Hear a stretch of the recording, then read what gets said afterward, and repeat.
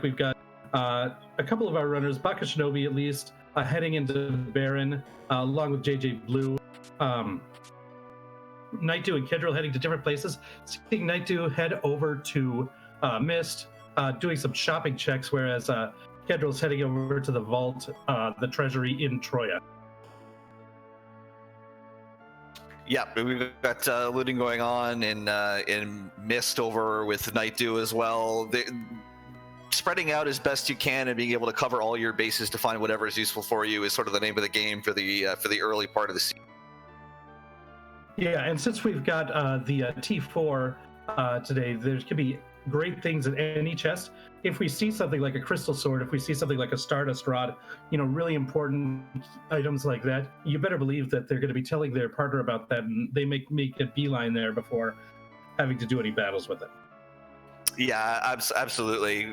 With Palom, it's not too bad in the early game. You really just need one boss kill on him, and you'll be able to get yourself Ice 2, which should be able to get you through most of the other boss locations here on the over. And of course, if getting him to level 23 so that he learns Quake is absolutely massive in terms of your ability to clear through combat. Yeah, he is known as the Quake Kid for a reason, that is for sure. But yeah, you're usually right. The only thing that's the downside is he still is a bit vulnerable with that pretty low HP growth at the beginning. But the power that he has with that, and we see some good equipment already. Like I know I saw that there was a ribbon available in Baron, and that's just going to really make sure that he can survive a lot more. It looks like there's also an Artemis bow and another ribbon in Damsian's basement. Yeah, Artemis bow, really great. It's best in slot equipment essentially for Sid, who decent shot will run into him with all the characters turned off, and it's nice for strength and agility manipulation as well. Yeah, there might be certain times, depending on other factors, where even Palom might benefit from having that Artemis bow if he doesn't want to use magic, because it's not really what you want to see if you're going to be focusing on using magic. It is something that Palom can use in a pinch. Yeah, absolutely. And there is a spot in the overworld, potentially, of course, at everybody's favorite music spot, which you basically can't hit with magic. So having a physical option, if we are indeed forced to go there early, is definitely helpful. Looks like Naitu checked up at Mount Hob, sees the boss up there is the Maga Sisters, and the character that's available is Ed. Looks like Naitu doesn't want any part of that at this point. Note that we do have the Spoon flag on tonight. We had missed that throughout the entire Highway to the Demon Zone League, but the Spoon flag is back tonight, so if our characters do get Edward and we do find the Spoon in the key items, he's able to equip that, and that makes for an extraordinarily powerful character. Yeah, that's probably why they're just choosing to leave him on Hobbs. If the Spoon shows up, or if we do wind up with one of the boss fights that Edward is helpful for cheesing through, then we know where he is, but otherwise he can just hang out. The other thing is, before you get that first level on Palom to get the second level of magic, at that Hobbs spot with this team, fighting the Maga Sisters might not be all that easy, and Edward's not going to help too much in that fight either, unless we had found something like a Butte Dagger. Yeah, Kedril doing something that I actually kind of like in these 2v2s, clearing out part of the Watery Pass. It's a high density check for chests that a lot of people don't do, so it gives you the opportunity to potentially come across something useful that your opponents won't. I didn't notice anything particularly huge get pulled out of it in this particular instance, but I like it as like a small early game divergence from your opponents. And it's also worth noting that that's not something that every team is going to do. So if you end up finding that really powerful item, that Cat Claw for Yang, that Stardust Rod for Palom, that could be something that could give you a big boost over your opponent's team. And just so that we state it clearly, because I know that our audio wasn't working right at the beginning, we do have two teams that are being showcased tonight in Baka Shinobi and Naitu versus JJ Blue and Kedril. But we do have other teams running in the background as well. They're just not being restreamed today, but this race has more people than just these four. So it looks like Edward was being guarded by the Maga Sisters with they're weak to mute element weapons, but I don't think we've really come across any of those. So this could be a bit of a tough fight for these three. Yeah, you're gonna want mute daggers.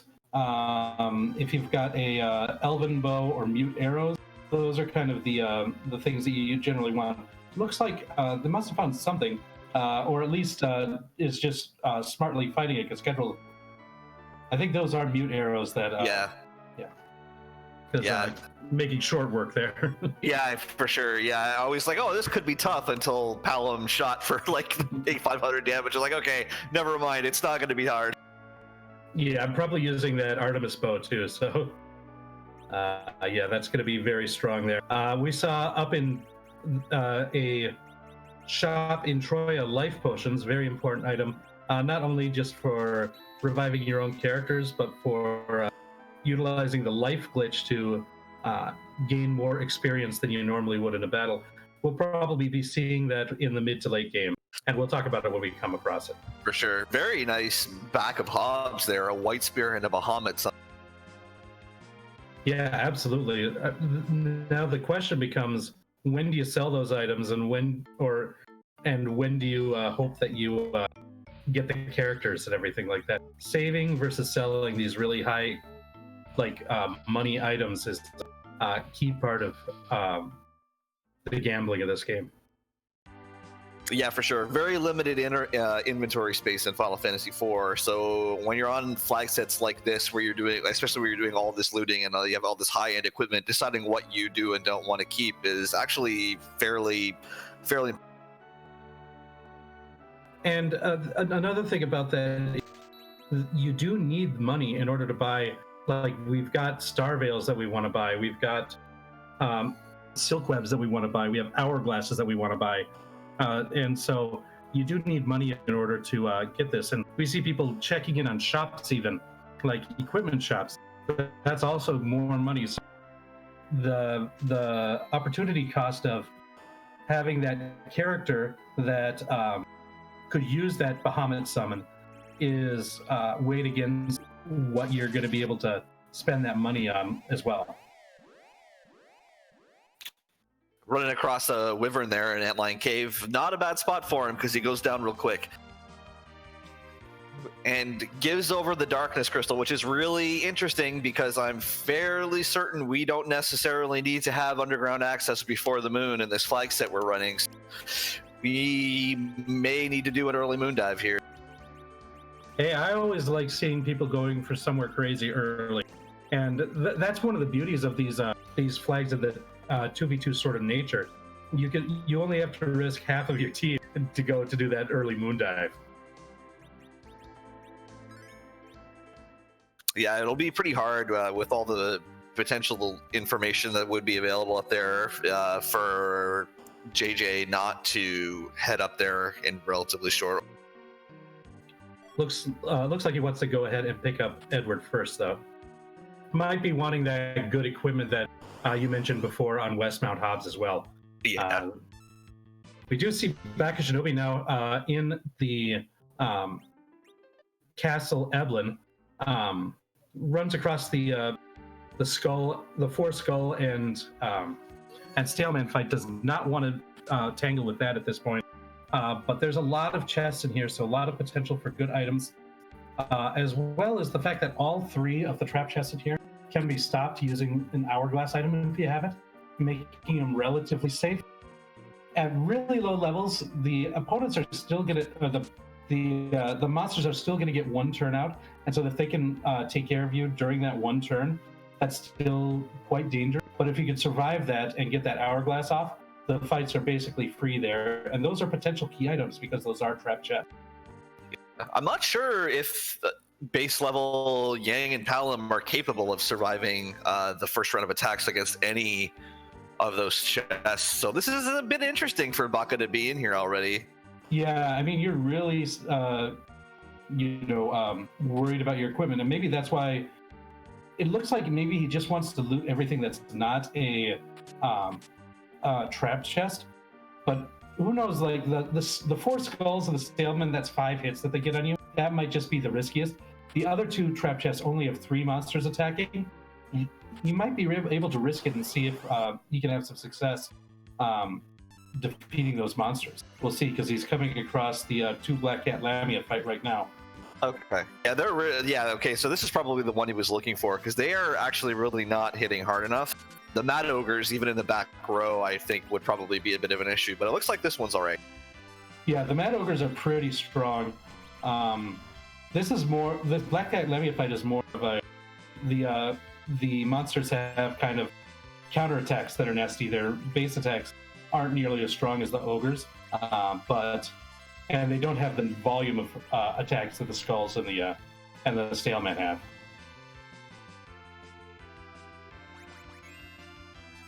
Okay, so we are seeing a big whale cutscene from Night Dew already, so he is likely going to take the Darkness Crystal he's picked up and head up. And you will see in this fight, Baka Shinobi did utilize the life glitch. So he used a coffin on the monster to automatically kill them, and then had the other character throw a life potion right after the animation of the coffin. So that means that the life potion works and revives the enemy. And the way that the HP is calculated for the return is based on the monster's vitality stat. And every monster in the game has a vitality of 0. So when it's revived, it has 0 hit points, it dies again, and it counts as 2 kills. This is a way that you can use someplace like Evelyn Castle, where you've got these reliable trap chest fights, and especially this fight that we're looking at right now, the 3 Mad Ogres, they're worth pretty decent experience. If you can life glitch these, this is a big boost of experience early in the game, and you don't have to worry about a whole lot for a while.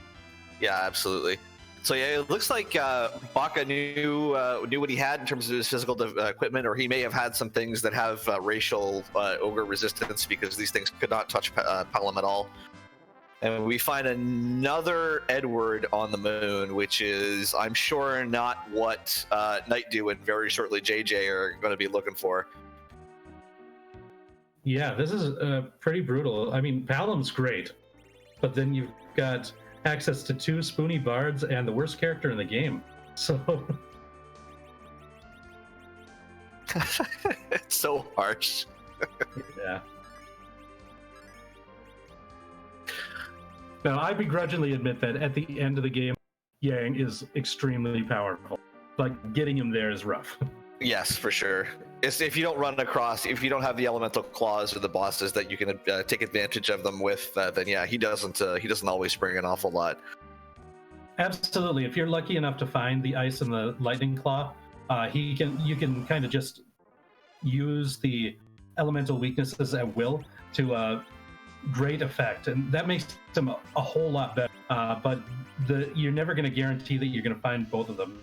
The fire claw by itself isn't enough. Unsurprisingly, Night Dew decided to come back down off the moon, considering what he found. JJ is on his way up there. Might be a bit more interesting with JJ to see. I would imagine with Edward, that's probably going to throw a wrench in the plans with bringing in that strong equipment up there. He was probably hoping he was going to get himself a Rydia or a Kane, and it's not there. The one thing that I think could be on the table on the moon at this point, if you want to risk it, is that hairdryer's chest, the Proclote, Juclote, I don't even know what they're really called, fight in the Lunar Past is a trap chest that's worth a lot of experience. They do hit hard though, and they're like going to the early Castle Evelyn, they'll get a round of attacks in, and you have to be able to survive that first round. If you've got great equipment, you might be able to do it, but it's a tough one. But that's the only thing that the runners might risk on the moon at this point. Yeah, even the other free, quote-unquote, free fights on the moon, like, unless you get like a King and Queen Evelyn at a low magic spot, like, I just don't think there's really anything you can even really get through. Even Water Hag is just going to pound you before you get to hit him 3 times. And the thing is, other than the Bahamut location, you don't know what the fight is until you initiated them. Yeah, so that's right. That's one of the riskier things, and why we're probably not seeing anyone dive Lunar Subterrane. But it looks like JJ Blue is heading over to that Lunar Pass. Let's give it a shot. Yeah, considering the amount of damage that we saw Baka's Palom taking from the Mad Ogres and stuff, they obviously have enough equipment that in the back row that there's a chance at least that this. And looks like Baka is gonna try to get edge in the Baron Inn.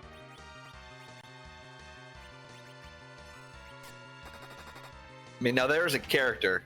That's the guy you want here early. Yeah, without a doubt, he makes mincemeat of the early game.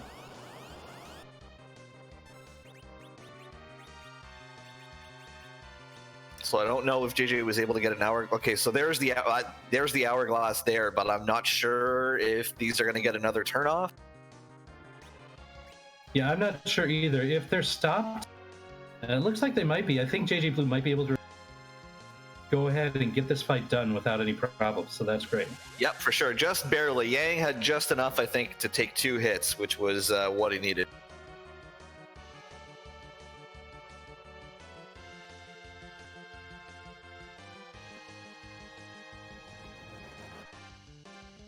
And I'm assuming that Golbez is at Fabul? No, that is the second fight in the Baron Inn. The Baron Inn, okay. Then that's a fantastic spot for Golbez overall. This spot's magic offense is incredibly low. Yeah, the speed is low too, so getting a Star Veil oftentimes shouldn't be too much of a problem.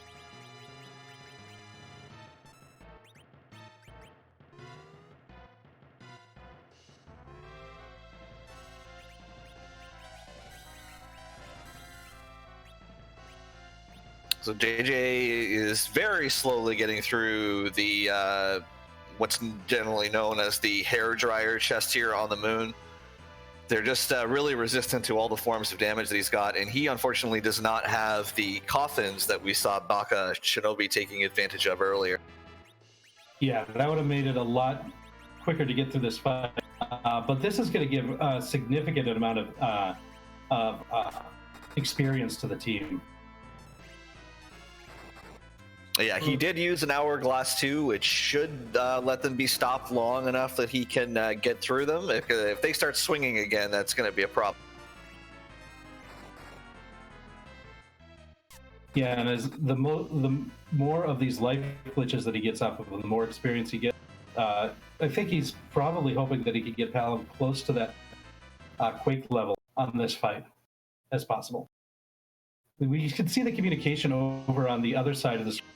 Like, once Baka Shinobi saw that the second fight in here is Golbez and extremely doable, Night2 beelined it there. Like, I want to have Edge in my party too. So that's great. Also, they're getting the pan as the key item out of this as well, which is going to be great because that unlocks basically 3 more key item checks in one once you get underground access.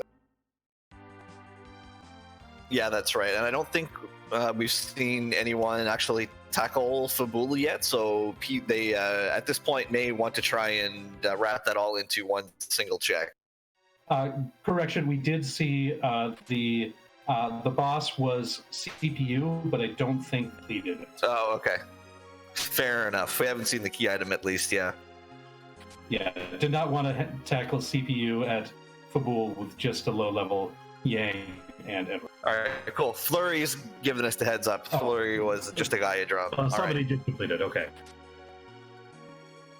Yeah, I did remember see a couple people at the CPU boss, so that makes sense.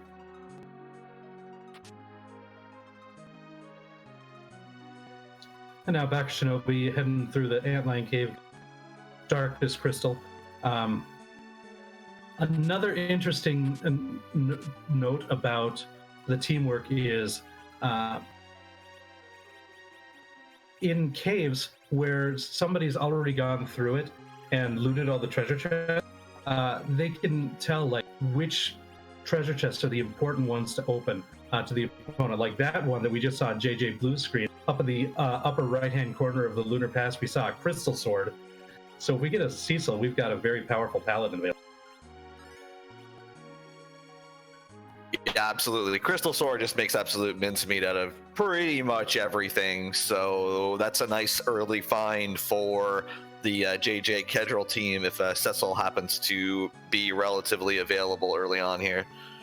Or later on. I mean, it'll be good no matter what.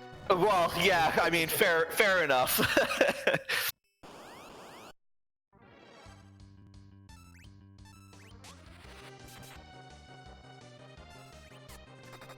Okay, so now that the hairdryer chest is out of the way here for JJ, he has come back down to Earth, choosing not to go ahead and take a look elsewhere. It might have been interesting with those levels to maybe take a poke in Cave Bahamut and see what was sitting there, but Yeah, I wouldn't have been surprised if he peeked and at least saw who the boss was. Whether or not he might have would be completely dependent on what boss it was. But I think that might have been a decent check at that point. I agree there. all right, so JJ is going to pick up his edge and realize how free it is. Kedril is just completing the rest of the shopping checks, it looks like, for that. And it looks like Baka Shinobi might be making the Flame Dog check. Yeah, it looks like he's going up to Zot. Because there is one trap chest in the Tower of Zot guarded by a Flame Dog, and that is a potential key item. Yeah, they do not want to have to go through the moon looking for their further progression. If they don't have to, they're going to exhaust their possibilities on the Earth here first. Yeah, I think having Edge available to him makes the moon not as scary as it could be, because at least he'll be able to do significant damage until Yang catches up. And the experience you get on the moon is just so big that he'll catch up before too long anyways.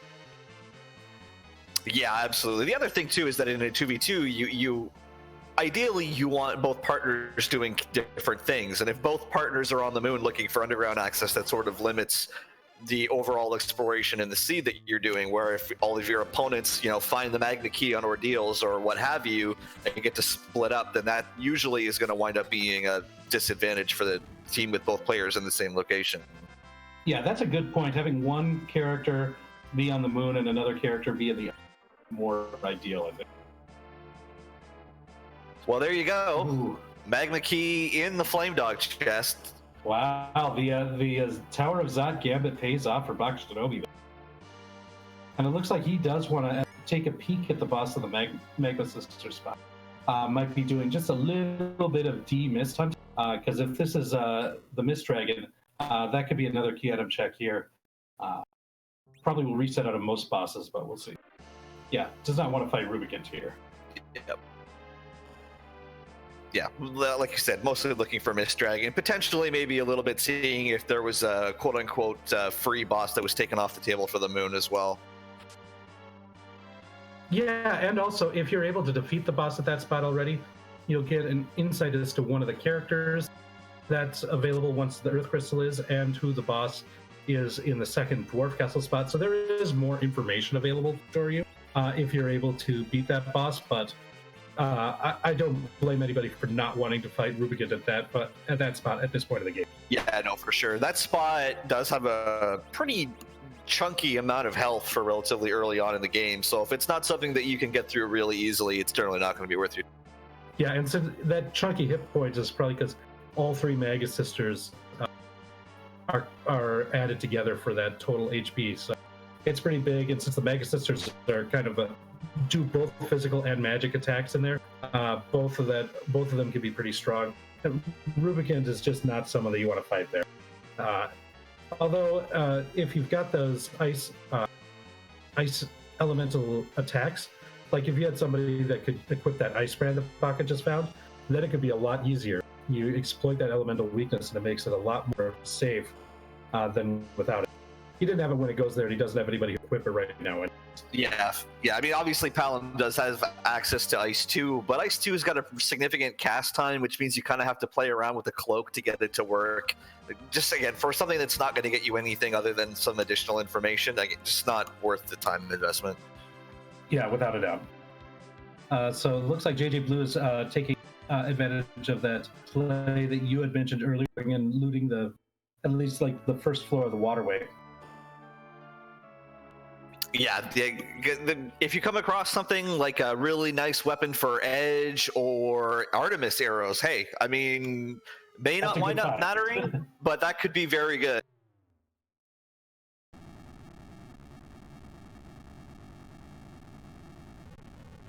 And now it looks like Baka Shinobi is going right to Agar, dumping that Magma Key in a well. and is going to be the first of our runners who's going to be able to make it to the underworld. And there are so many places with key item checks in the underworld, it's ridiculous. Yeah, And now we especially see- with the pan. Yeah, exactly.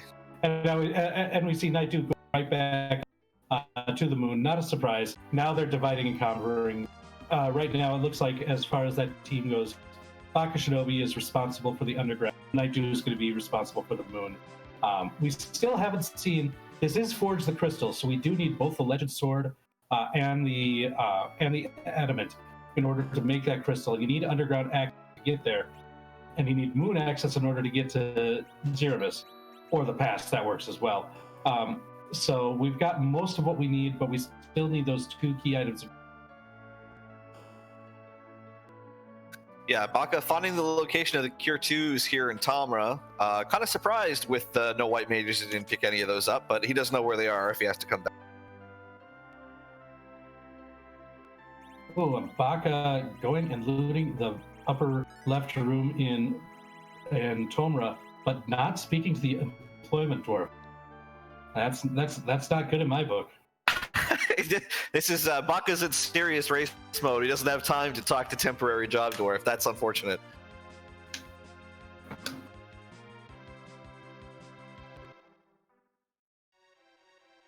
Looks like he wants to check the Land of Summon Mon. The name that we mentioned before is No Yudu Sylph Cave, but there are the damage tiles here in the Land of Summon Monsters as well. But he's going somewhere else. Oh, he has a siren, so he's going to correct. So I can mention that. There is one trap chest, the Warrior's Chest, in the Land of Summon Monsters as well. And so that's going to be one that you're going to want to check at some point, but it's going to be difficult to handle that fight early on. Looks like he wants to kill Yang as well.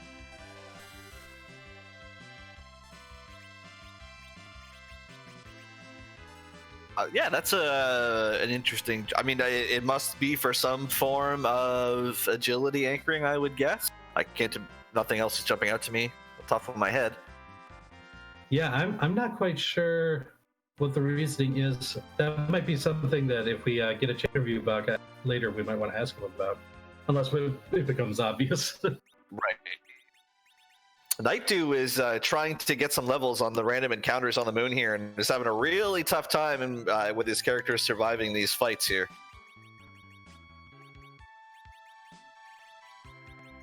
Yeah, those Warlock carry fights are really good experience, but they aren't free. Looks like JJ Blue is also the Tower of Zot, so he'll have that magma. Did he fight that flame dog? Did I miss it? He might be just checking this first and then resetting and checking it on his way out. I didn't notice on his way in whether he did go into those rooms or not. Looks like Kedril is the first to check Mount Ordeals and finds the Bull Gauntlet. When you're going to a long place that has, there's 3 bosses, you can't use exit to get out of there. There's a couple cutscenes.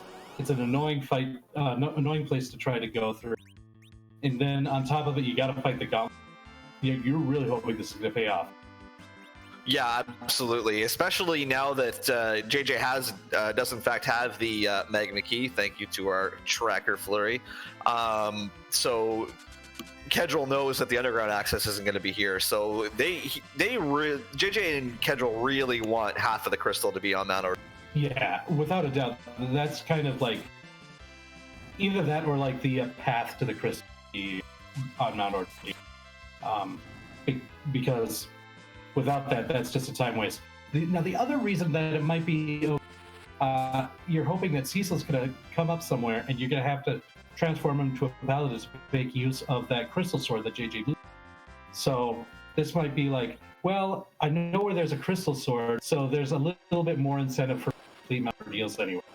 Yeah, that's actually a really good point, that they know where that crystal sword is, and I don't believe Baka or Night 2 have come across that.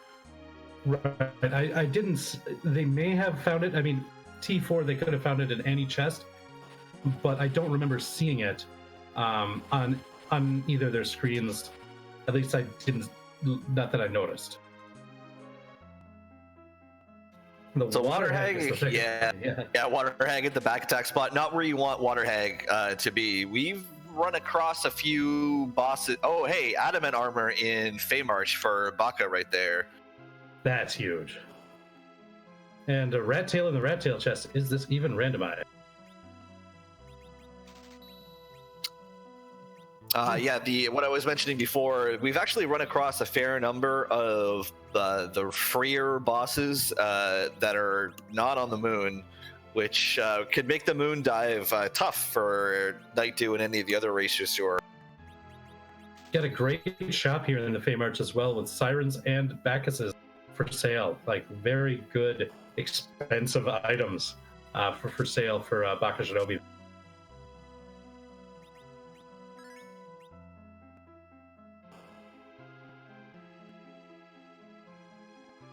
All right, and we will get to see very shortly what Kedril is pulled from the top of Mount Ordeals here, and we will also get to scout the 2 summon monster spots here in Feymarch with Baka. Looks like that's going to be the elements and the Dark Knight seasons. And it was the Baron key, it looks like, from Mount Ordeal. Baron key is interesting. That is potential for 2 key item checks and a character for the team that knows where the crystal sword is. So that, even though it's not the direct crystal progression that I'm sure they were hoping for, that could still be very, very helpful. JJ Blue also not talking to the employment dwarf. So both teams are not getting a passing grade from Rex tonight. Both teams have equally angered the free enterprise gods, yeah. And it looks like Baka found a sand ruby and is gonna wake up Sid, it looks like.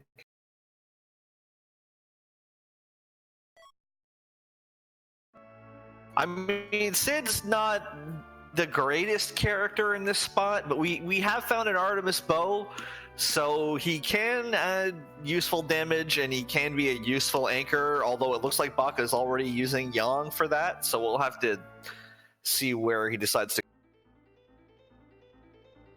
Yeah, I mean, Sid can equip like dragon armor, so that's pretty good as well. He's got a great hit point.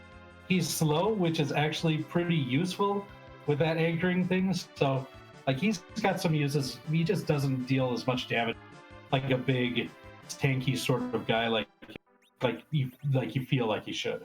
Yeah, exactly. Yeah.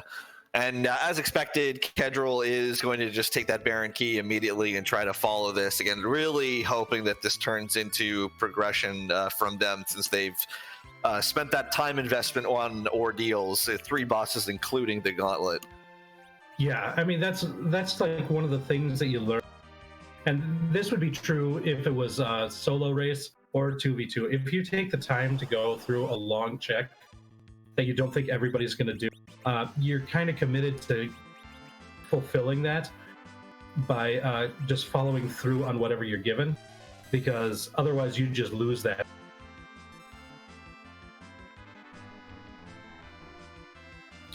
Looks like switching it up now. Baka killed Sid, so wants to get some experience now back on Yang and use Sid as the anchor again. That makes some sense.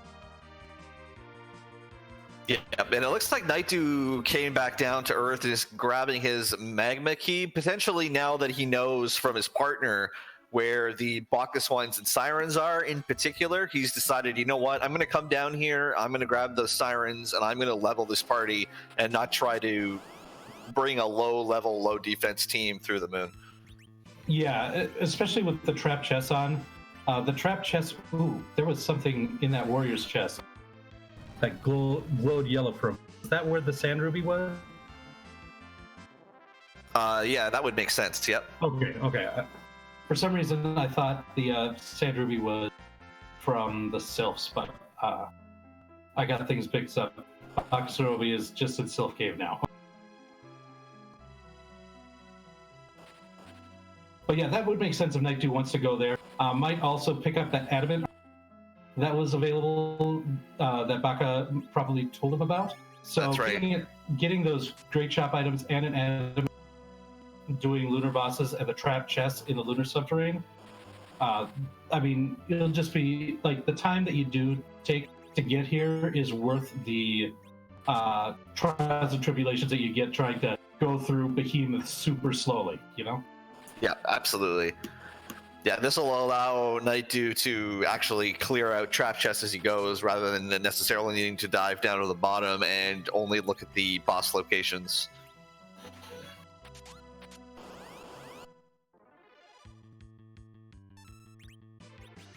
And it looks like Kedrill's fighting Mom Bomb. Kedrill is right now? He is in Baron. I'm not sure which fight yes. this is.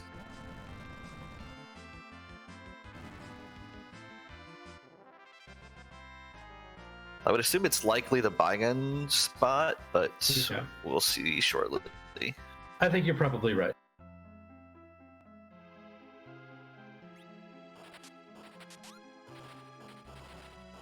Nothing really interesting coming out of the trap chest out of Sylph Cave from Baka so far.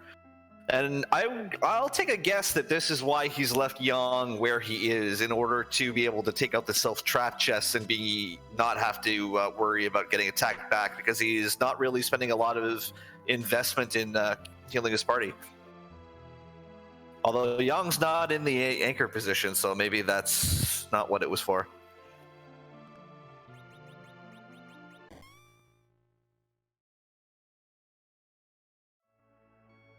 All right, so Baka now bonking Yang with a pan. The Sylphs will give item here. It could be key. It is not. It is a ribbon, though, so that's another very valuable piece of equipment. Yeah, I think the third one that we found so far, so that's pretty good for our Romus fight.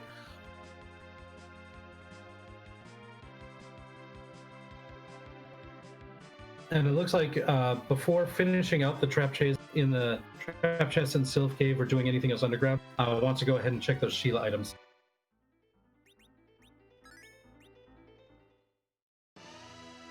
Yeah, over to Zealots in the chat. Bakken is like half the chest. Yeah, he knows that there's a lot more chests to check in there, but he's probably going to have to heal up anyways, and if he has to cave and do it, he's got these two checks here that he wants to get out of the way right away.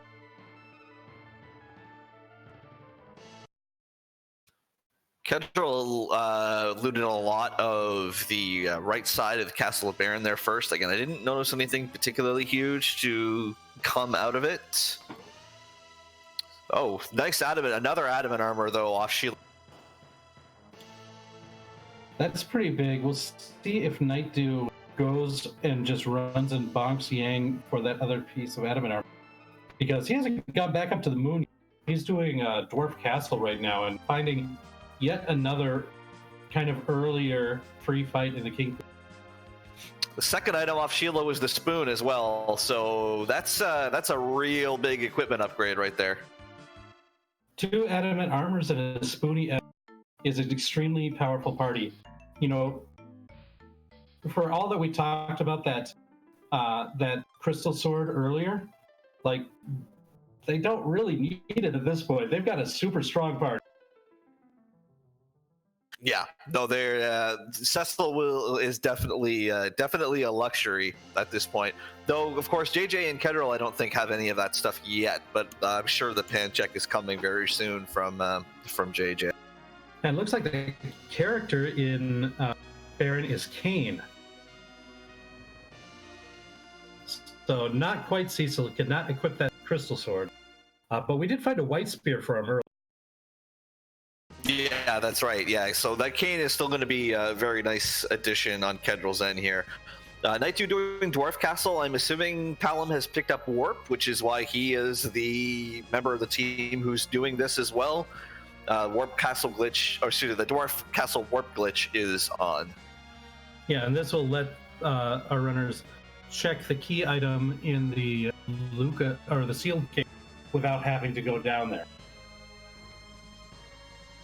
Now, of course, that would make it so that the Mist Dragon is the boss down there and is guarding like the adamant, just all that more sweet, but see. And yeah, as Chokashura points out, there's our Cecil. So the Dwarf Castle character is a Cecil. So it's the team on the right who has the crystal sword to this point, and Kedril is the only one who's done ordeals. So he's the one who'll really be able to take advantage of that. Yeah, but JJ Blue is in Dwarf Castle right now, so he's gonna see that Cecil really shortly, and I believe he's the one that has the crystal sword in his inventory right now. Exactly. Yep. Yeah, will be kind of interesting to see since he has the crystal sword, but that ordeals is a time investment because not only is it 3 bosses, there's Gauntlet there too. Yeah, without a doubt. Like, Kedril's done that, so JJ Blue knows that the Gauntlet looms. But without having completed the Sheila cycle and getting that adamant, that spook for Edward, like, JJ Blue might end up prioritizing the Crystal Sword Cecil. Yeah, it certainly speeds up the Zeromus fight, and if JJ is the one who winds up on the moon, we haven't seen too many of the bosses that are weak to holy damage in particular yet. So there's a decent chance there's a few of those up there. Unsurprisingly, JJ Blue does ditch one of his for Cecil. We see Baka Shinobi like just making the tank. Bandana, adamant armor, spooky Edward. And yeah, and it looks like Baka and Knight do have officially swapped places. Baka is the one who's going to start clearing out the moon now.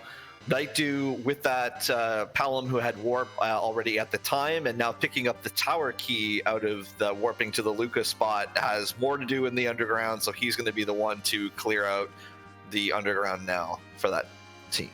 And that's like one of the things where you've got to be heads up at where each of you are in location relative to each other. Because since the timing of when Baka completed the Sheila quest and when Nightdew completed the Dwarf Castle, it just made more sense. Baka was closer to the moon at that point. So they know what each other has already done. So might as well go ahead and just switch spots at this point to make sure that you're still not like you're learning more information as quickly as possible. Like, I think that's a real heads-up play by that. Yeah, absolutely, completely agree. And it gives Baka the opportunity to grab some levels here, which Nightdew sort of already has. It breaks everything out really nicely for our team on the left.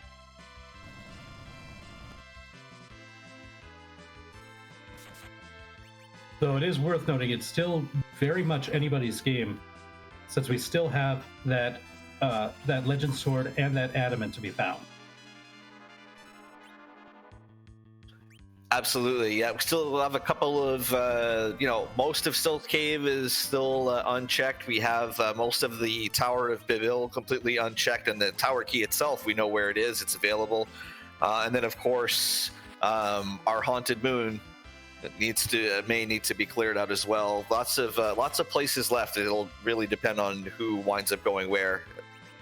Oh, I didn't notice the first time runners were going through the Antlion Cave, but Kedril picked up a Avenger Sword, so that'll be good for your Kane.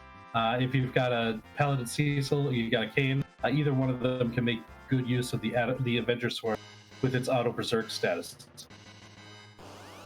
Yep, that's absolutely. The Kane is the first character we've come across who's really been able to take advantage of it. Although, in saying that, Nightdew is now also climbing Mount Ordeals to get some usefulness out of his system.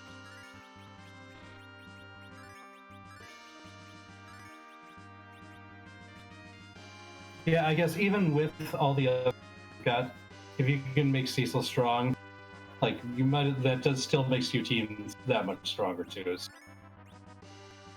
Yeah, we don't think they know where the crystal sword is. They might, and we just missed it. There's a lot of looting that goes on in a 2v2. But he definitely should have the Avenger at the very least, which will make Paladin Sissel appealing. Yeah, that could be, like, with that Avenger, if he's got that in the image, it makes sense. Wants to make Cecil be a Berserker, and that, like, Crystal Sword carves up bosses, but the Avenger Sword carves up a lot of bosses too, so. There's a couple of spots where you definitely don't want the Avenger Sword, but for the majority of boss fights, it's a boon rather than a bane. Yeah, JJ is also going to grab his Paladin Cecil. He has decided that that time investment is worth being able to swing that crystal. Yeah, and if any of our runners get both Cecil and Kane, then they can make use of both the Crystal Sword and the Avenger Sword. And not to mention the Spoon as well. Like, this is a very strong melee party. Not too surprising that we've got that, considering so many of the mages are off limits, like, with all the white mages just banned. So relying on physical damage is not a surprise. Yeah, this party has got more than enough juice melee to be able to get through Zeromus with needing minimal healing. Baka Jano making use of that Spoony Adamant to finish off Plague there. Just barely had enough. If it had not been for the Berserk, that would not have made it through. And wow, those are some really good chests. We get the Legend Sword and the Pass out of that fight. Yeah, the pass is actually surprisingly relevant even with the moon access, because he's gonna have to go back down to the underground to forge the crystals, so that actually saves a significant amount of time. And now just one item away from go mode. Just needs to find that adamant.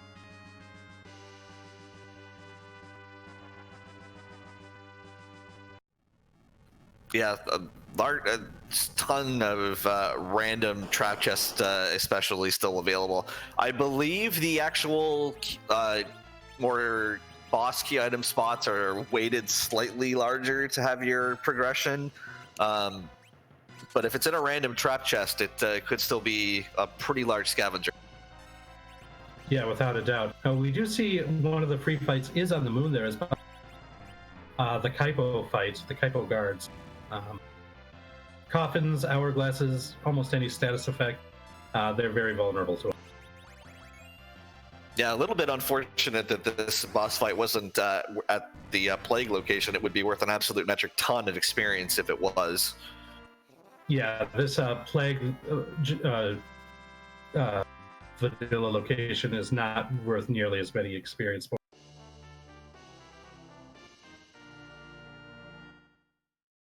It's another pack of Artemis arrows. We found a couple of them throughout the season. If you've got anybody who's still using bow and arrow, the more Artemis arrows, the better. Yeah, not really at a point anymore where I don't think they'll be helpful against any of the bosses that are potentially left that they would work on. But I mean, if you're gonna go offensive with Sid, that's the best you can hope for. Although it looks like Baka is keeping his Sid at low levels intentionally for anchoring, so probably won't be throwing the agility boosting Artemis stuff on him. Yeah, it's unlikely, I would say.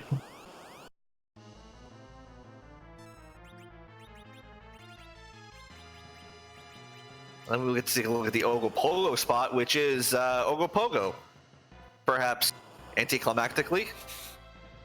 Yeah, well, I think Ogopogo is still very scary. This is not an easy boss, especially with no healing. It's got a lot of those waves doing the AoE damage. Effects a pretty good physical punch and has a lot of HP. The adamant armor is definitely going to help. So basically, keeping that Spoony Bard alive is going to be the key of doing this. And the only thing that's really a danger is going to be those waves. But they're going to be a danger to everybody. Right, and actually, because it's Edward, the fact that he has low HP is actually going to help here because the wave is health percentage based. So those Cure 2s will actually be healing Edward for the significant amount of the health that he's losing, which won't be the case for the other characters. It's actually going to be really hard for Ogopogo to kill Edward here as long as there's anybody alive to throw Cure 2 potions on him. Yeah, the only thing that's a real danger are these big waves. As long as... Now, I believe he's got 2 adamant armors, so if he can keep Palom alive too, Palom's just going to be throwing Cure 2s basically this entire fight. He used the Bacchus Wine on Edward, so it's just getting through and slices and dices. That gets through the Nope Noodle, and we've got another check here, and it's just a white shirt, but it was a well-fought fight. Normally, the white shirt would be a really welcome find, but not in this flag set where all the white mages are taking the night off. I think Cecil can equip if you want to boost his Cure 2s. He can, yes. I have not been in that situation in a Cato Light yet, and I hope to never be there, but technically, yes. And you see Baka proceeding down into the Lunar, checking for trapped chests. While Knight 2 is in the tower where there's I believe 4 trapped chests with alerts. So got some checking to do there.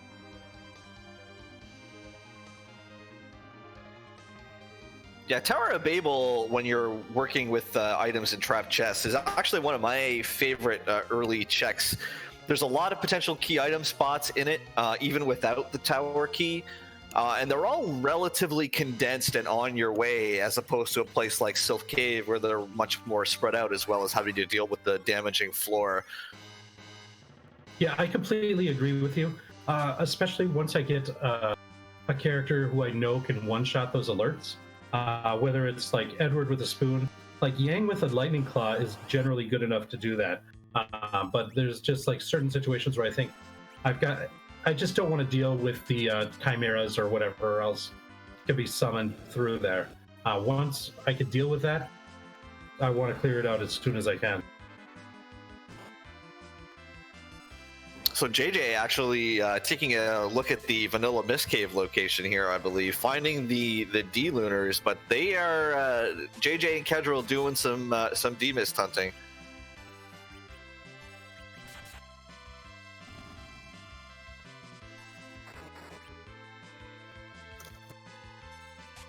And Baka finding more of those warlocks and getting those good experience stuff. Like, defeating them is often, like, if you don't have a way to cheese the gold dragons, like with weak spells or like a dragon spear or something, these warlock and carries might end up being better bang for your buck as far as time-wise, as long as you can survive and get that hourglass off. Although it looks like that was just a trap chest, not a random encounter. So. Should have the tools to take care of the Kingaroos if they just decide that those levels are going to be required. It probably at this point, with checking the trap chest, you're probably just going to get all the levels you want naturally anyway. So probably not going to see an awful lot of grinding really from either team, but especially from Baka and Knight 2.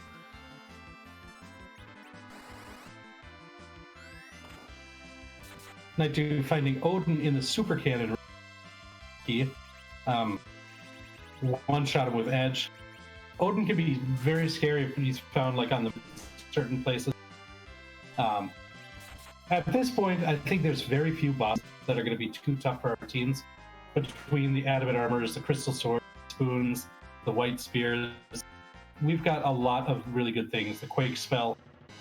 We've got a lot of good things going for the party. Ooh, but Baka found a twin. Oh man, I love that pause there for just a second. But oh man.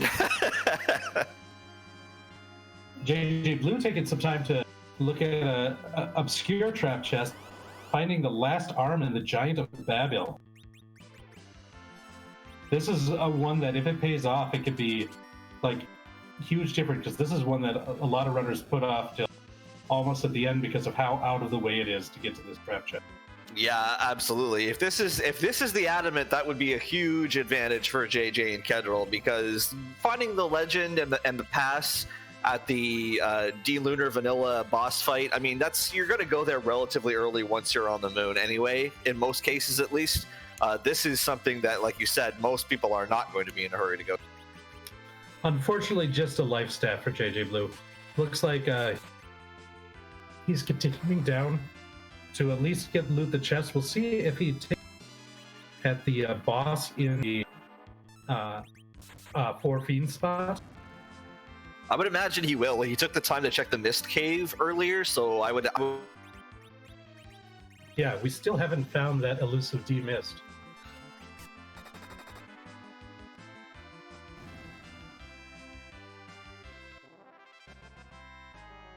We saw a rare proc of the Medusa arrows, as Baka Shinobi was able to turn a carry into stone.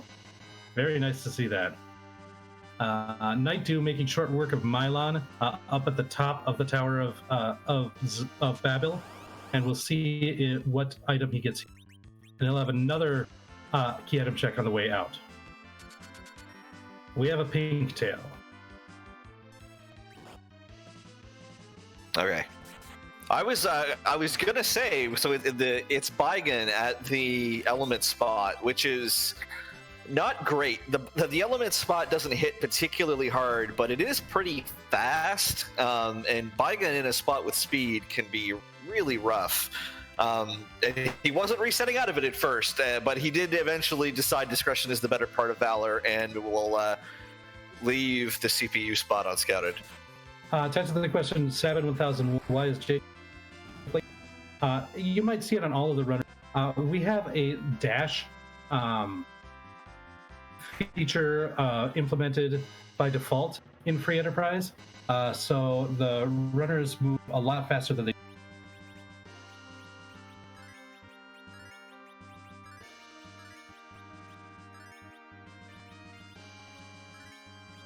So with those sort of ancillary checks out of the way, JJ is now going to dive into the moon.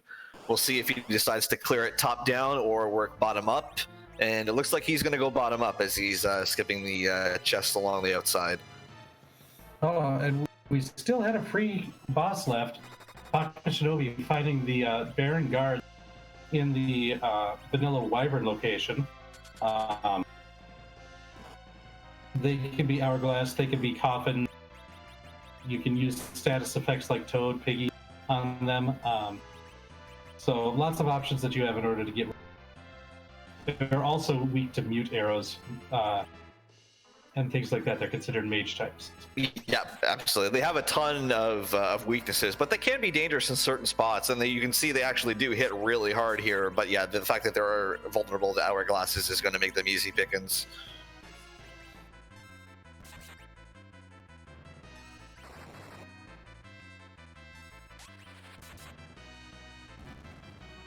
So Night Dew is following up on the Baron key for his team, which we know which leads to a cane, but nothing really impressive otherwise. Well, I don't think we've seen the check yet, so there's still that possibility as well. It's true. I guess Kedril didn't scout it, right? If he did, he reset out of it before he got.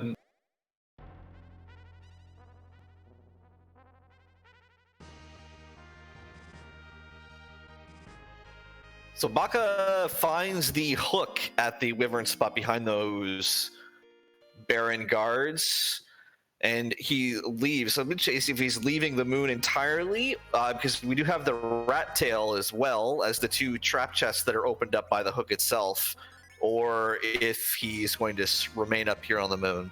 It looks like he's going to go back in. I believe he still has. He might have some trap chests. Oh no, he is going. Well, he made a save right outside, so if this rat tail doesn't pan out to anything, he'd be able to reset and be right back out the Lunar Palace and go back down and complete the Lunar Subterranean.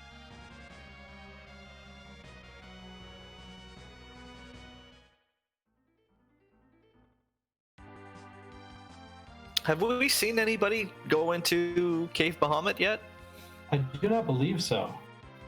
Which kind of makes sense, because there's one boss and it's a pretty tough boss spot, and there's no trapped chests in there to check along the way. So you only have one key item spot versus the Lunar Subterranean, which is just with key item spots.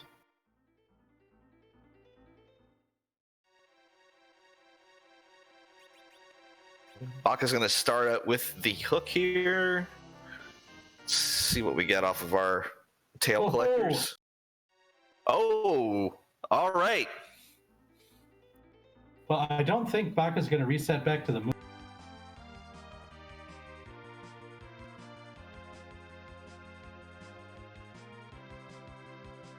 So Baka Shinobi is officially in, has all the items he needs in order to complete it. Just needs to go down, talk to Kokol the Smith, pick up his crystal, and then he can take the shortcut in Troya as soon as he feels like he's ready. I don't know if he feels like he's going to need any more grind to complete this, or if he's good where he is. Overzealous, where's he going to farm? If he's going to farm, I imagine he'll grind sirens on egg. Yeah, exactly. You're right there. It's nice and easy. Yeah, I would imagine if he feels like he wants some more levels, that's where he will grab them from. Yeah, with his double adamant armor spoon, he might not feel like he needs too much. It is worth noting that there's no cure 4s that you can use life in the final battle. So we'll see what levels people want to go in, how many like cure 3s, if they were able to find them in stores, people have. So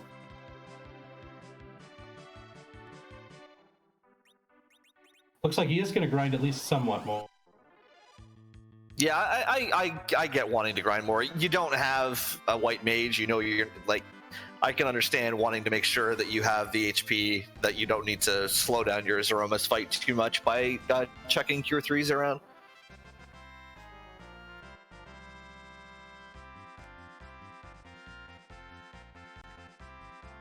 Yeah, I think another interesting thing that's going to be in this fight, I'm sure he's going to Berserk Spoon, but the question is, how many other characters does he devote to Berserking? How many does he keep devoted to healing? Does he want to level up Sid to the point where he can survive stuff, or keep him at a low level to have less agility? It looks like he's grinding him at least somewhat, but now he's killing him. So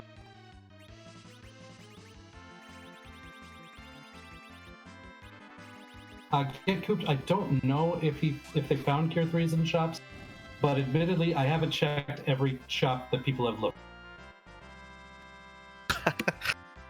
I'm a little bit tickled by Baka choosing to whip that Avenger at an egg there. I don't need this.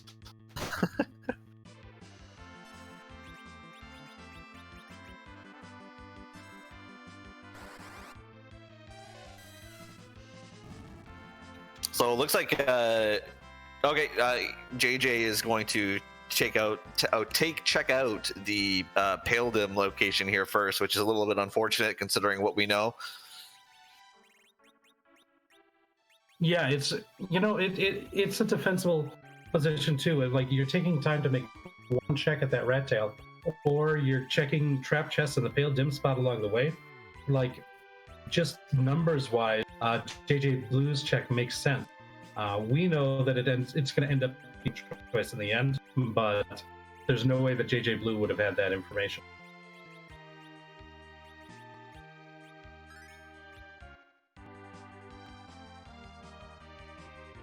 So it looks like Baka might be done with the grind here. He's equipping and getting back in the airship, so he is going to be on his way to Zeromus. Yeah, so that means that we've got a question that or it looks like he's going to take a pit stop to pick up a level 5 Edward first.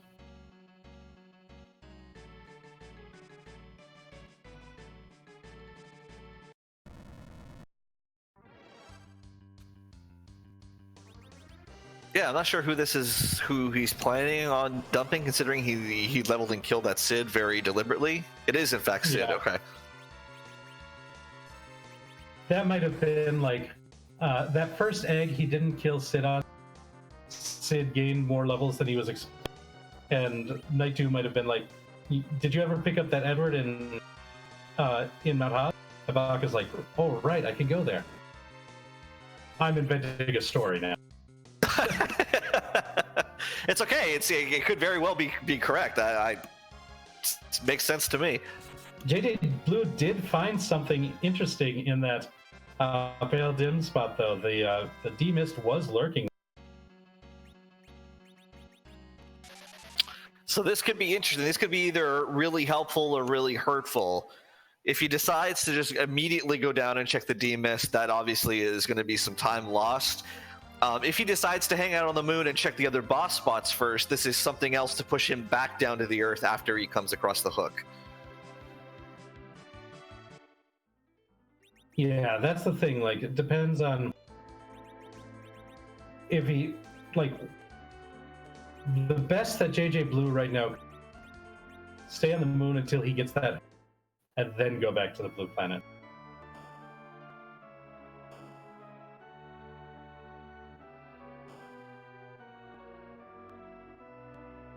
One of the newer features to the randomizer, casual using it there, using the select button to check out the equipment stats for that rune ring there, showing that it raises magical stats. But for Baka, Raul, what question do we have to ask?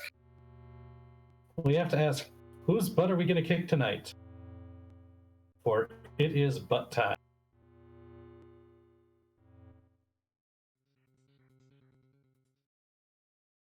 Yeah, everybody fly your Z flags for sure.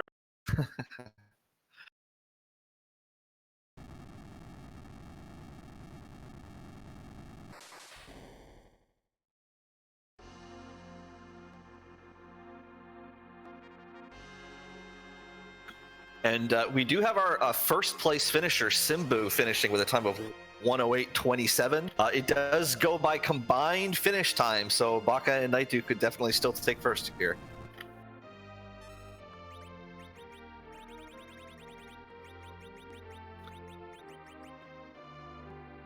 Yeah, because all things considered, Night 2 is not part of his teammate Baka.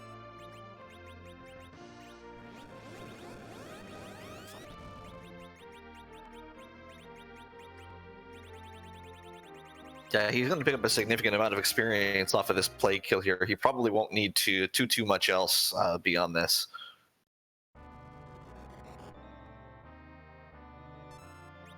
Well, especially considering you got cheapness. Especially considering he still needs to complete the. Oh no, this is the one that gives the tons of experience. My bad. Vanilla Plague is right next.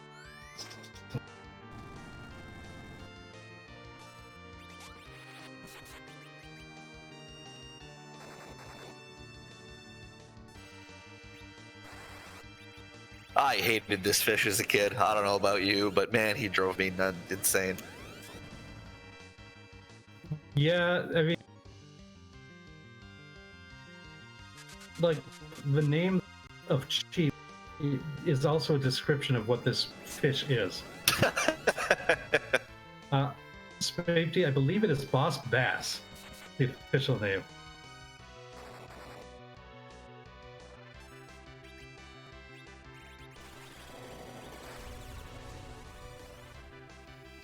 I guess it could be up for. I don't know if that was the official Japanese name or if that's just an American translation or what. But that Boss Bass was always what I was familiar with. Yeah.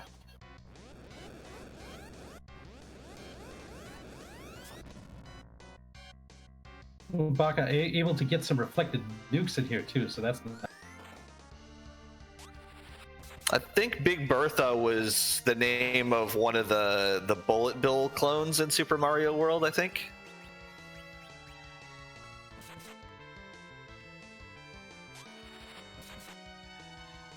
If Boss Bass could do Big Bang, like Mario would be in very even more trouble.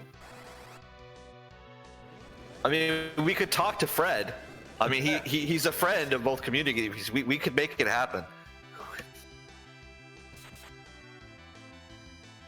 Or just some reciprocity. Replace the Boss Bass sprite with a Zeramus sprite in the randomizer.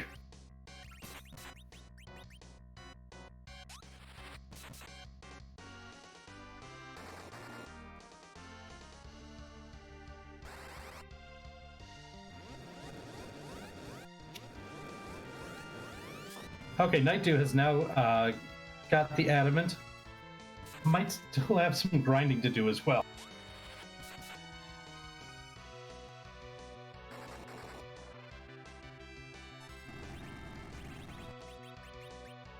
Okay, JJ is exited out of the Lunar subterrane here, and looks like he is heading back down to Earth to check that Demas spot, unfortunately. Smapety, you almost made me spit my water out when referencing there's a movie. I think we've got a flash. We do. GG's to Baka, finishing in second place overall with a time of 1:11:42. GG's, very clean fight. That went like picture perfect.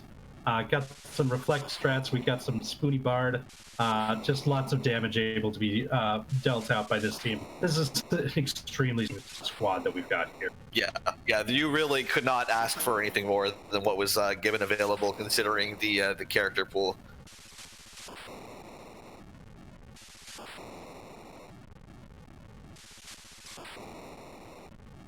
Now we're probably not going to get any finishes because they are in, as we mentioned near the start of the run, the teams are in voice chat with each other. That's how they're communicating. So we don't want to bring Baka in because he still has some work to do, talking Night Dew through some things, and just lending moral support like a good team.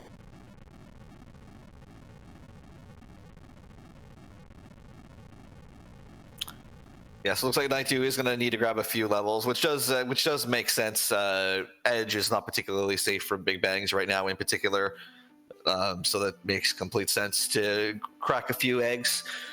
Time-wise, Simbu finished about 3.5 minutes ahead of Baka. So to take first place, Night Dew is going to be looking to try and finish about that time frame or less, or more, ahead of, I believe it's Quadrak who's teamed with Simbu. And we see JJ Blue now heading right back up to the moon. Hopefully it doesn't take too long to finish what he needs here.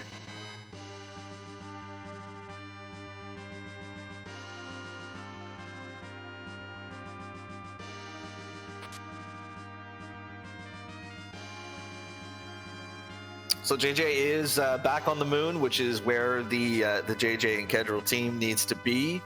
Kedril is going to start taking out these Sylph checks, potentially.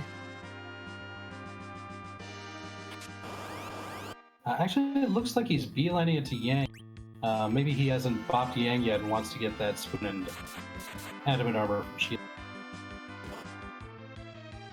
Yeah, it does look like it's a little strange that without finding everything, you wouldn't be clearing the front half out on your way doing this. But they may decide that there may be a little bit of metagaming here with the folks who've already finished. Yeah, that, or it might have just been their strategy, avoiding the trap chest itself unless absolutely required. Right. We did talk about that at the beginning of the race, that there may very well be teams who'll choose to do that. Yeah, with no access to the float spell, it's a lot more dangerous than normally in a 2v2 situation.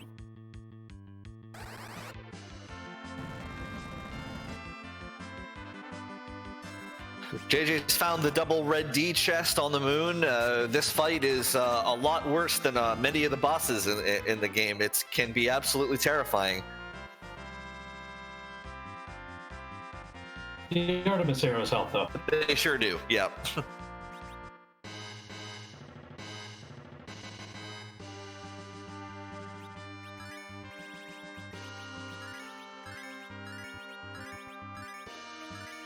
I killed 2 insanely powerful red dragons, and all I got with this lousy illusion. Not what you're looking for.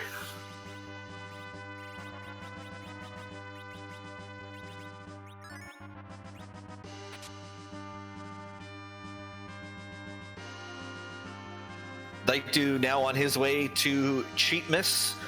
Have not had any other finishers since Baka finished, so still a chance for first overall for our restream runners here.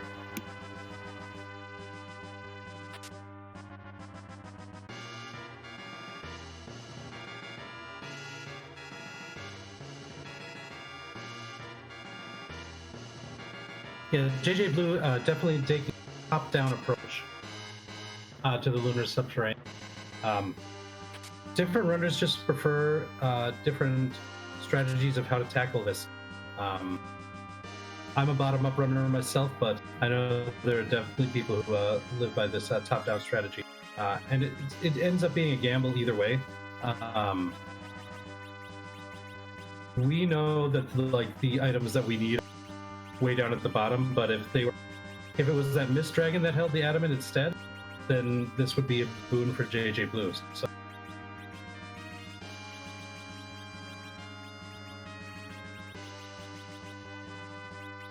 Kedril has gone back to start clearing out the soul chest. You mentioned he just wanted to grab his adamant armor off of Sheila first. Yeah, might as well have that extra protection while you're doing these trap chests.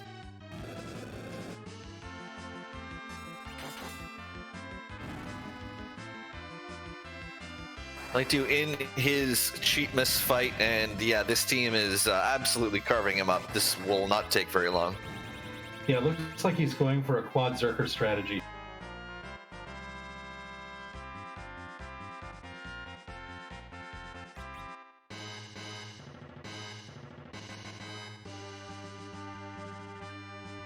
Could be a little bit annoying if this counter hits Edward, which it doesn't though. That's exactly the person he wants it hitting. And yeah, now the Pelham is perfect. So now it's just sit back and relax until he dies.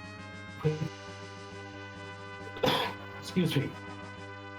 With how strong these fighters are hitting, I imagine you'll see only one big bang, which will be nerfed because of that count. So everybody should survive the big bang. I guess there's an outside chance Edward will die, but I doubt it. Yeah, it's probably possible in a really high roll that he gets in, but that's not what that will. No. So now, if everything goes according to plan, and I think it will, Nightdew should be able to take out Cheatmas before Cheatmas does its second big bang. And Nightdew doesn't have to hit another buff. This is the power of the Berserker strike. And even if... I don't even want to talk about it because I don't want to jinx it. But you can see just how powerful that berserked, spoony Edward is.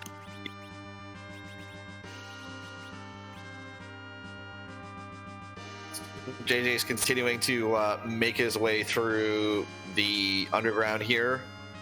He is going to be insanely powerful for Zeromus with all these levels he's getting off these trap chests. Yeah, the trap chest here is definitely a legitimate way to grind. And we see the flash on Nightdew's screen. Okay, and so GG to Nightdew, finishing in third place overall with a time of 1:19.12. And Antidale finishing in fourth, who was actually teamed with Simbu with a time of 1:19.59, which means that Simbu and Antidale will take first place overall based on combined time, and Baka and Nightdew will be second. By about 2 minutes total. So very, very close race.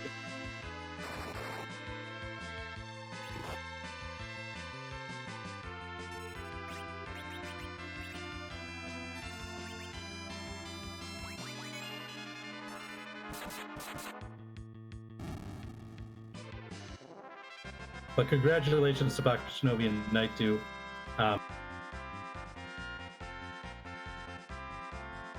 And while we're waiting to see if we can get Baka and Naitu in on it, I just want to give a shout out to the people behind the scene today.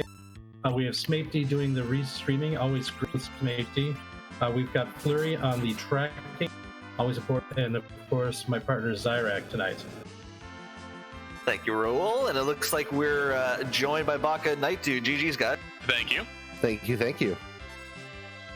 So I want you guys to tell me about how awful this party was and how underpowered you were doing everything in this scene. I was awful. It was a terrible struggle having to get anything going. I mean, you couldn't do anything. It was just terrible, right, Nate? Too. Oh yes. I think right before it's like the ill-fated immediate moon dive I ended up doing. It's like, oh hey, I can just go up and do a warlock grind. Oh wait, these sirens, they are not in my pocket. Yeah, Sirens being underground was kind of mean.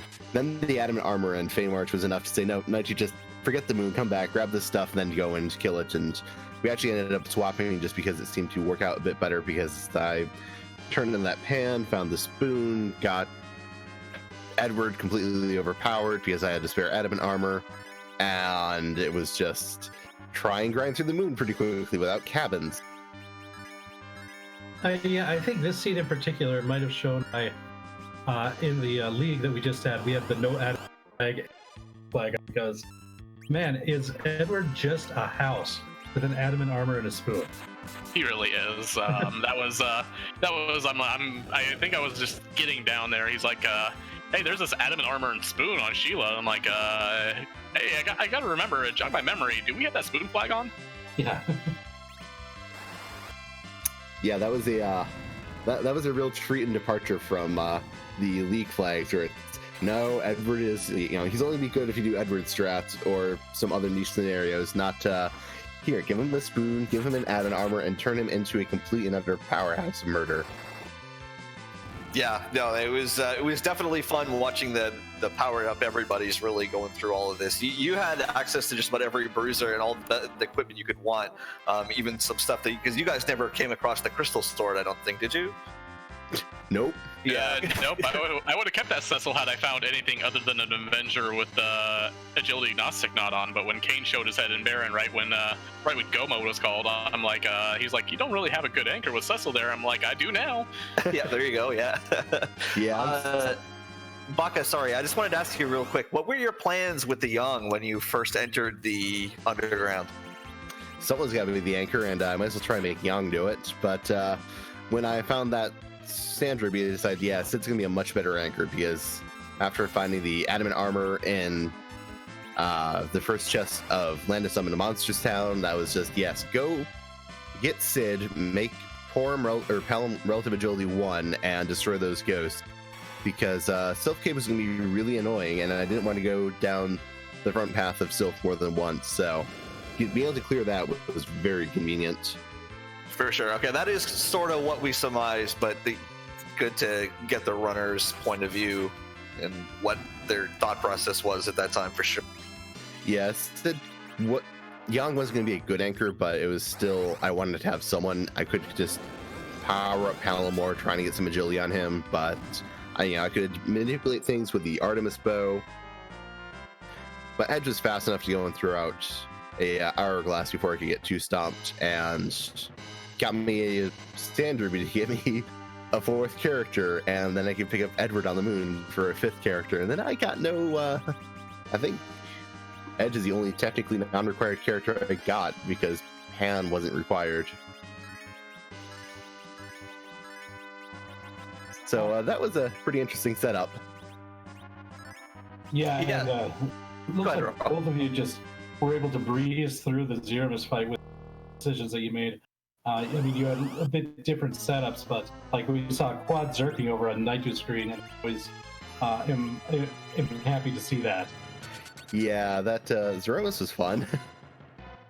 Oh yeah, I mean, with no real, I mean, did we ever find Cure 3s? Did I just kind of gloss over you saying those? Because I never remember actually hearing Cure 3, and I'm like, kind of forgot to look for them. yeah, and I'm like, okay, I have Cure 2s, I have nothing. We're just going to have to power overwhelming all over Zeromus, and we had the party to do so. So Yeah, it's, It's always fun. We can just say, Zeromus, you get to do one big bang today and one counter nuke, and then you die. Yeah. Yeah, was it really? You mentioned it really briefly earlier, but about the swapping between the underground and the moon and how that came about. And I'm assuming that was largely with Night 2 having a Palom that already had access to warp, and then finding that tower key was what sort of prompted that change from you. It was part of it. I mean, at the point, I was still struggling with. I mean, I was finally, starting to get some like Warlock and Kari's down. I was starting to get a little bit of headway. It was actually the Adamant armor that he called in Baymark. That was the main. Hey, you're struggling up there. Get down here. Let's kind of regroup a little bit. And I mean, it's Adamant armor. You have an edge. He could probably solo the moon. Yeah, I figured it's like he didn't have sirens, so it was going to be slow to grind. So just come down here, grab those sirens, and get a really much more efficient grind going. And then I found that Adamant and Spoon, and there was an Edward on the moon. It was just, I'm set up to just go straight up there, pop a siren, get Edward up to speed, and just destroy this stuff. Let me do that while you go and clear the earth, because you've got warp and you can do Dwarf Castle and all that fun stuff. Yeah, well, that makes perfect sense. So that's really shows what this two-person team sort of race is all about, making sure you've got the communication to do what's best for you at the time too. So it was really cool to see that. Yeah, it's one of the fun parts of 2v2 where you go ahead with a general plan of like, all right, one of us is going to go and do the normal spots, the other one's going to go shopping and clear Evelyn, and then you just kind of diverge from there. Like, there was a question of, when I found Magma, it was just, all right, how do you approach this? And I said, I'll go down because Hook could be on the moon, and that could go and be another way that could be required and whatnot. It was on the moon, but it was really terrible to try and do that path. Yeah, it's really fun, just like each person trying to leverage their divergence most efficiently. Well, great race from the two of you. GG's very, very close at the end with the team of Simbu and Antidale. And thanks for joining. Absolutely. Thanks for having us. Yes, thank you very much for commentating. Yeah, GG's again. Thank you. Thank you. Oh, that was Bakashnobi and Night 2, our second place team tonight. The first of our restream teams to finish, showing just how powerful this team is. Looks like JJ Blue is pretty close. Just picked up that rat tail, and now in the room with Plague, where we know the Legend Sword of the Past are going to be once he completes this. So should be on the right path. We'll see if he decides to clear the moon before going back to the blue planet to turn in that rat tail. He might be a little bit loath to go back after getting burned by that Mist Dragon check too. So yeah, we'll have to see. I'm not sure once the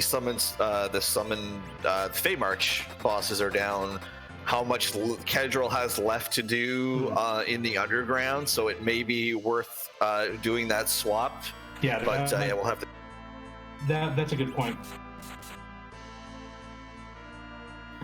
Especially knowing that if excuse me, if Kedril finishes this fight after JJ Blue finds this Legend Sword, so Kedril knows that he's going to have to do that fight anyways, then it would make a lot of sense to go back to the moon and have JJ Blue take the time to actually go back and check the rat tail too. So it's one way that it could overlap, but if Kedril finishes first, then other things could happen too. Have to see if JJ has got enough gas to get through Plague here right at the end. That Sid crit helps. There we go.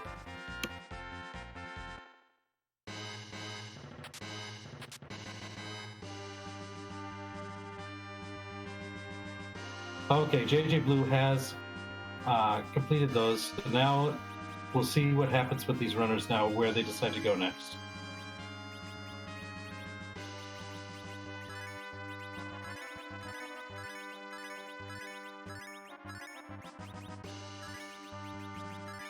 Thank you for the resub, Demarin. Much appreciated.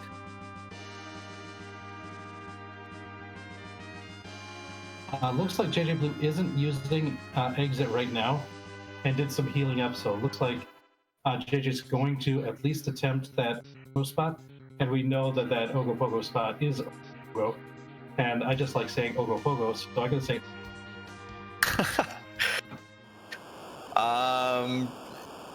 Kedrill's also on his way to the moon here. It looks like he's going to join him in the subterranean.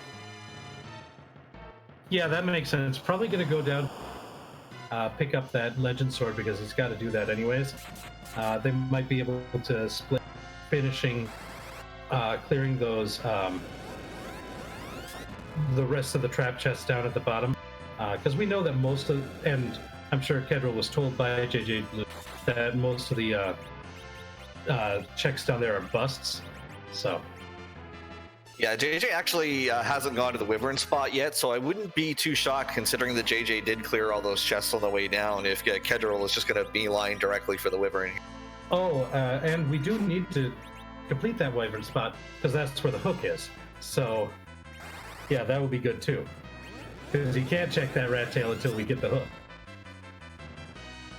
I know how to play this game.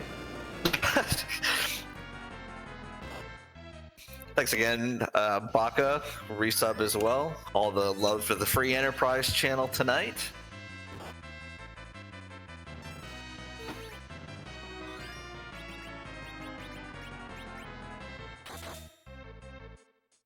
JJ having a bit of a rough time with Ogopogo here, but the Adamant Armors and the Cure 2s should be enough considering the damage that Cecil is pumping out.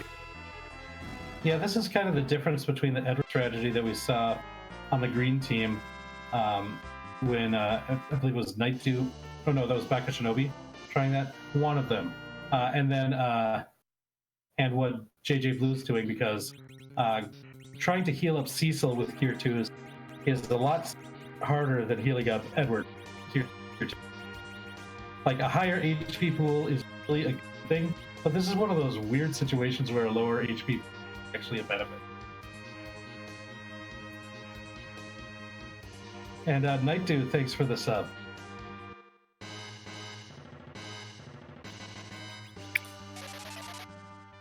Where was that crystal sword? It was in pass, in the upper right-hand corner. Yeah, JJ and Kedrill decided to loot out the watery pass early, which we sort of talked about as like a logistical. Oh, sorry, that's right. That was Lunar Pass. Sorry, yeah. They did do the watery pass, but the crystal sword was in Lunar Pass. Yeah, did the hairdryer's chest and picked up the other two chests there, one of which was a crystal sword.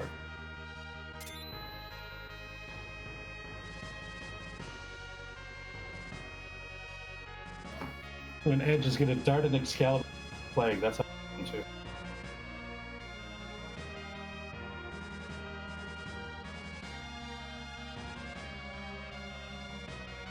Yeah, JJ on his way back down to Earth. Not sure what they have left to check down here for JJ and Kid.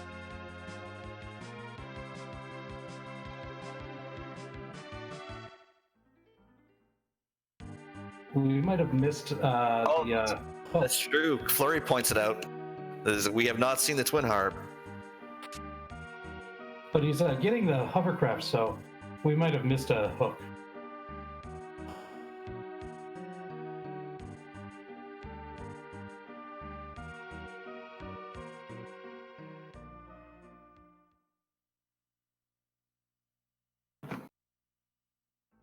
Because I can only imagine getting this hovercraft right now to use the hovercraft right now. Right.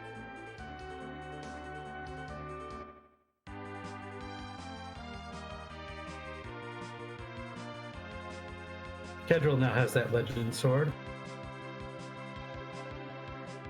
Yeah, he's definitely got a hook.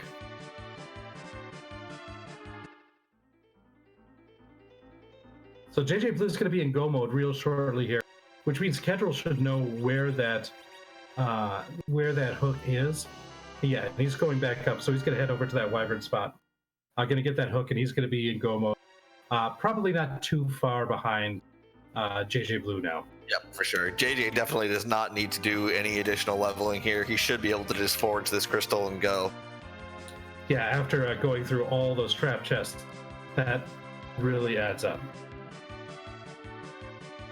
Yeah, might have even let him know where these sort of Warlock carry trap chest was for the X2.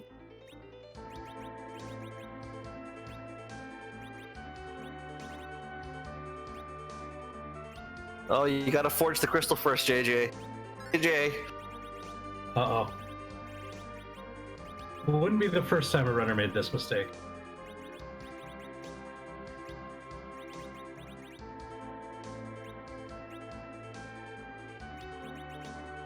Right, Simbu. Yeah, the hairdryers. While JJ Blue checked the hairdryers there, he also looted the other chests, and one of them was the crystal sword.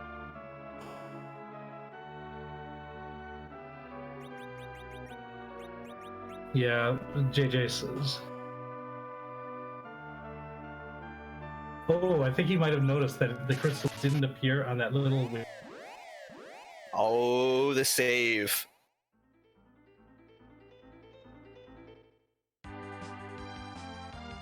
That's lucky. JJ and I are good buddies. I would have given him a real hard time about this, so he gets spared my wrath.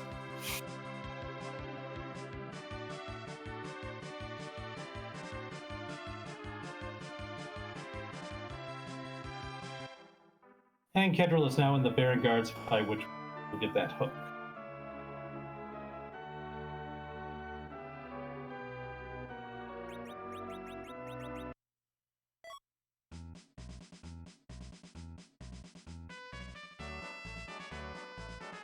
This should be a real quick finish here.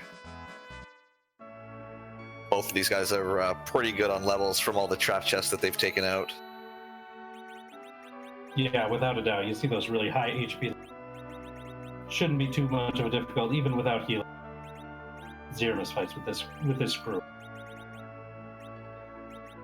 And we haven't had any other finishers since our first two teams made it home. So JJ and Kendall could still take third overall, which is definitely not bad for a community race.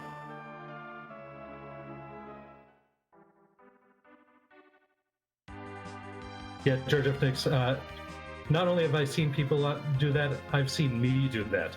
So we call that a whoopsie daisy. Well, maybe we don't, but I did just now. Right. I'm sure that's the actual term you thought in your head when it happened as well, was exactly that language. Yeah. Yep.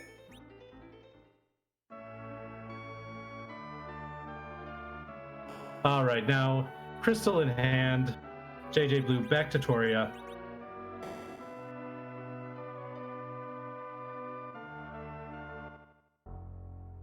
Has one more item in the inventory, so very good. Got that crystal. And Kedril off to the Adamant Grotto to pick up, well, in his case, both an adamant and probably another suit of adamant armor. He has a pigtail as well. That's true, yeah.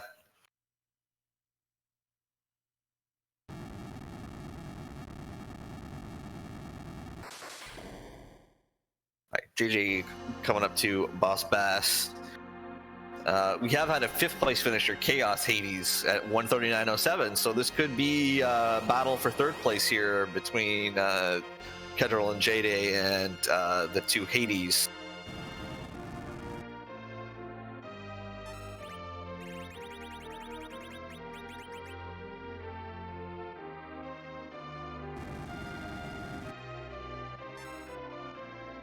All right, and now let's see what JJ Blue's strategy is. Zero misfight. I imagine a lot of berserking.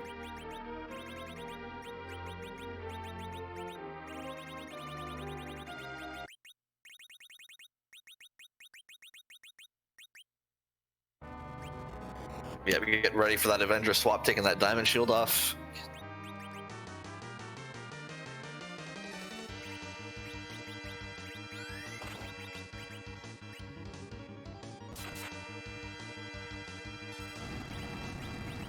And we see Yang getting that crystal sword to Avenger swap.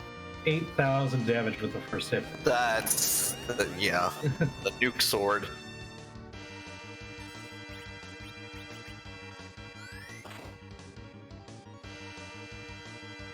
Okay, and we got the quad zerg going over here. We saw the silk web proc the counter nuke. So JJ Blues is going to be like Night Dew, very similar to Night Dew's experience, except probably even faster because of how strong this Cecil is.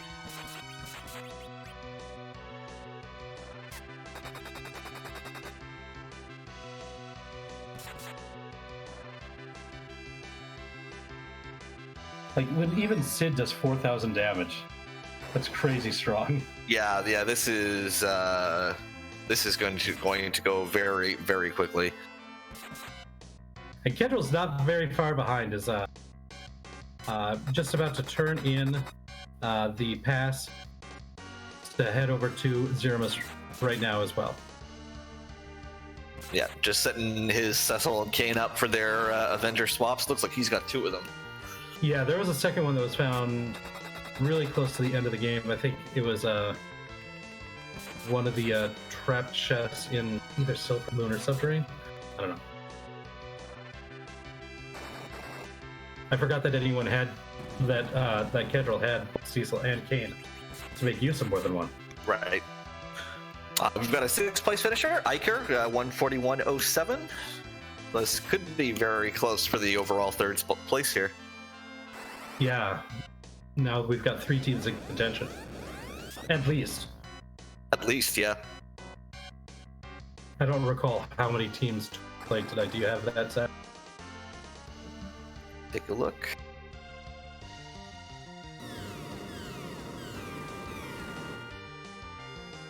And we're in a medio phase on JJ Blue screen.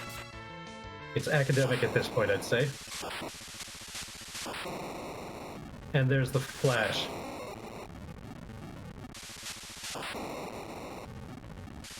JJ Blue finished in 7th place at 143.15. It looks like we've got 5 teams who are running, so the 3 remaining are all battling for that 3rd. Big GG's to JJ Blue there.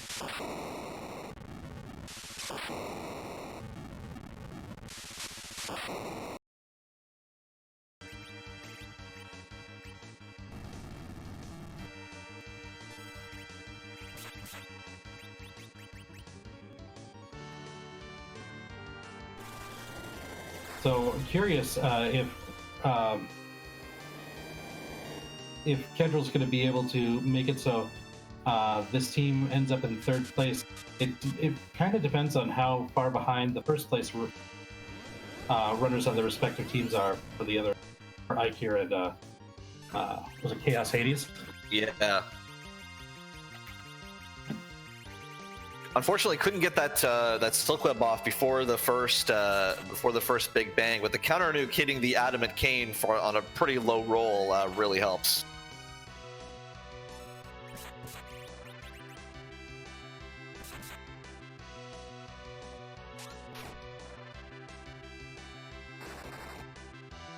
Yeah, might not have had the anchor as set up as ideal as JJ Blue did had on his battle.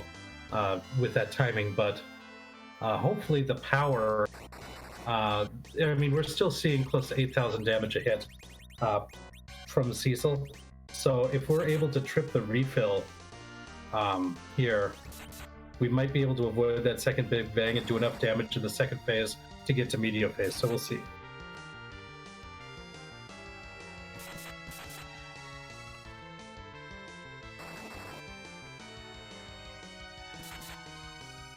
That's a good point that Edidale did, the AA off. So Cecil becomes the agility anchor no matter who you've got in the middle. Right. But when he's doing $8,000 or $8,000 damage per hit, you don't really worry about that nearly as much as you would in lower kind of power groups. I mean, Crystal Adamant Cecil is money, so I think dollars is fine. Yeah, that's true. Especially when you've got that Avenger that you can slide it to after too. Yeah. Yeah, and we get to media phase. So even though it looked a little bit more dangerous up at the front. This is a really clean fight and a GG's to Kedril as we see the flash right now. The casual crit for 9k to get that flash. So GG for Kedril. Finishing 8th overall with a time of 1:45.31, in the running for 3rd place overall, but that's not set in stone depending on the last 2 runners who are still going.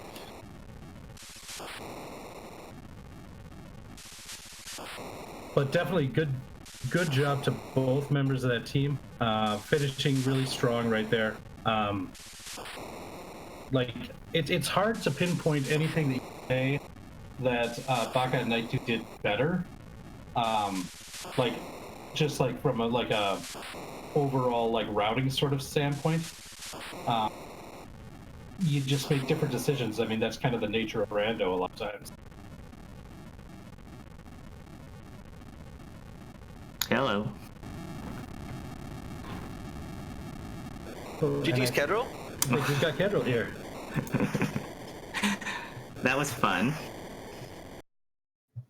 We checked everything there is. Yeah, Yes. very, very thorough job to. Well, when JJ gets in here, I'll blame him. His job was the moon. You could blame him right now. That's fine. Oh, he went to the wrong channel. He's in general. Yeah, here he comes. I brought him in there, so we should have JJ Blue with There us it now. is. Too. All right. All right, GG's guys. Thank you.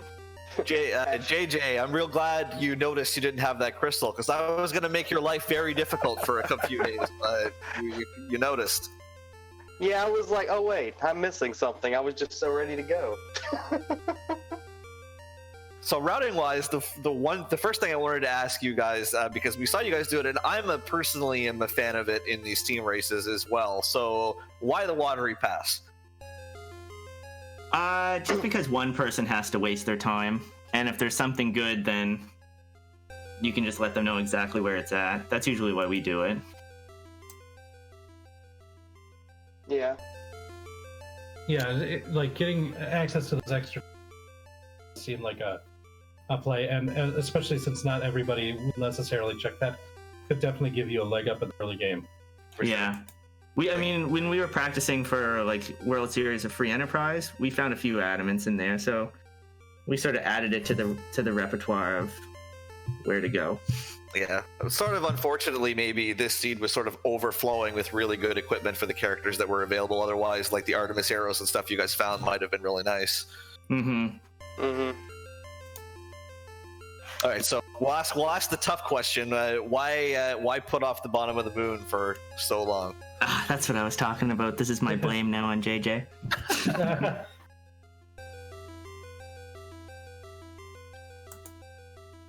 He's gone. He back. All right. Oh, He gone. he might be having Discord issues. That's okay. It says he disconnected for some reason. Yeah. If he doesn't come back, him and I were talking about it. His usual routing is just to like hightail it right down to the bottom. Oh, here he is. All right. That was weird. Yeah. Yeah. So JJ, why? Kedril says it's your fault. Why put off the bottom of the moon for so long? Well, I normally route that way, and I decided to do something different in the hopes that it would make a difference, and obviously it was just not the good choice. Rando gonna rando sometimes, as the saying goes. Yeah, and you could say it did make a difference. Maybe not the difference you wanted, but Oh yeah, a negative difference. You're right. Very true. Very true. It was also equally depressing going through Sylph and having nothing worthwhile come out of that. yeah, I mean, I think the way these flags are designed, they were hoping that something important was going to be itself, but it's just a tease today. Yeah. That's for sure. I will say it was definitely fun seeing both of you have that Crystal Adamant, or Crystal Avenger Cecil, and just swinging for ungodly amounts of damage against Zeramis. That was great. Oh yeah, that Zeromus fight was such a joke. Yeah. It was pretty cinchy. Which is good because we had no cure items. Yeah. Yeah, you don't even need cure 3s if you could defeat Zervis that fast. You two have any other final thoughts on the run tonight? Not All me. of my fun checks did not accomplish anything. I think I saw almost every boss in the whole seek. I at least saved it from Antlion. Yeah, but I mean, I checked a lot of places for Mist Dragon, just the hopes that we pull out something that's hard to Yeah. come by, and it didn't work out. Yeah, we did notice all the Misty checks. But hey, I mean, it's good bingo practice. Yeah. Oh yeah, because hashtag all that bingo life. All right, GG's guys, thanks for joining us. Thank you. Yep, GG's. So long. All right, so that's Kedril and JJ Blue. GG's to them. Also, big shout outs to Baka Shinobi and Night 2, who were able to watch tonight too. It was just a real fun race overall. Once again, I want to give shout outs to the other people behind the scenes. Smeep D on the restream and Flurry on the tracking. Always important to get their job recognized.